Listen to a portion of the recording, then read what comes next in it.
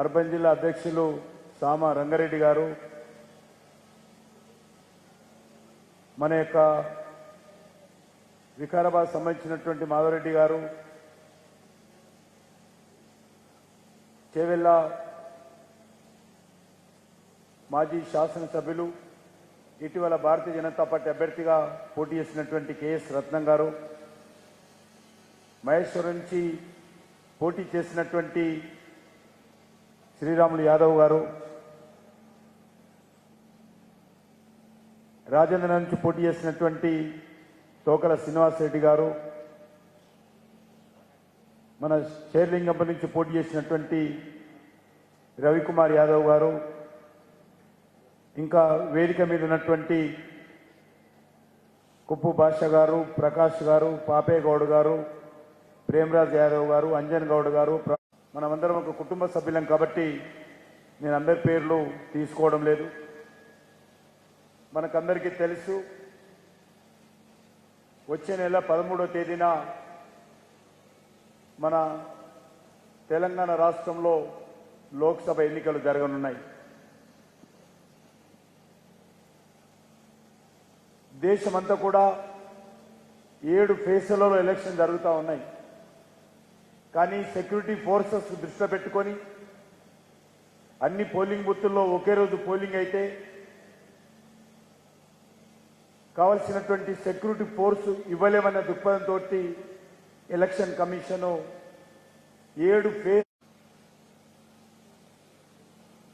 మే 13న polling జరిగితే June 4న మన ప్రియతమ నాయకుడు ఈసారి ప్రజలను మనం కోరాల్సింది ఒకటే, దేశం కోసం ఓటేయండి. దేశంలో జాతీయ రహదారుల అభివృద్ధి కోసం ఓటేయండి. వ్యవసాయ రంగానికి లాభం చేకూర్చడం కోసం ఓటేయండి. దేశంలో మహిళల గౌరవం పెంచడం కోసం ఓటేయండి. భారతదేశ గౌరవాన్ని ప్రపంచంలో పెంచడం కోసం ఓటేయండి. దేశంలో విద్యారంగ ప్రాధాన్యత పెంచడం కోసం ఓటేయండి. దేశంలో విదేశీ పెట్టుబడులు రావడం కోసం ఓటేయండి. దేశంలో ఆధ్యాత్మికమైనటువంటి కేంద్రాల అభివృద్ధి కోసం ఓటేయండి. భారతీయ ఆలోచన విధానం కోసం, జాతీయ భావన పెంపడం కోసం ఓటు వేయాల్సిందిగా ఈరోజు మనం ప్రజలందరినీ అడగాలి. మీ అందరినీ కోరుతా ఉన్నాను, నరేంద్ర మోడీ గారి నాయకత్వంలో గత 9.5 చాలా స్పష్టంగా ప్రజల ముందు పెట్టాలి. అది ఉగ్రవాద సమస్య కావచ్చు. బిఫోర్ నరేంద్ర మోడీ పరిపాలన బాగుంటేనే ఓటు మాఫియా రాజ్యం ఉందో గతంలో మనం చూసాం. ఈరోజు చెప్తున్నది కాంగ్రెస్ పార్టీ, మేము అధికారంలోకి వస్తే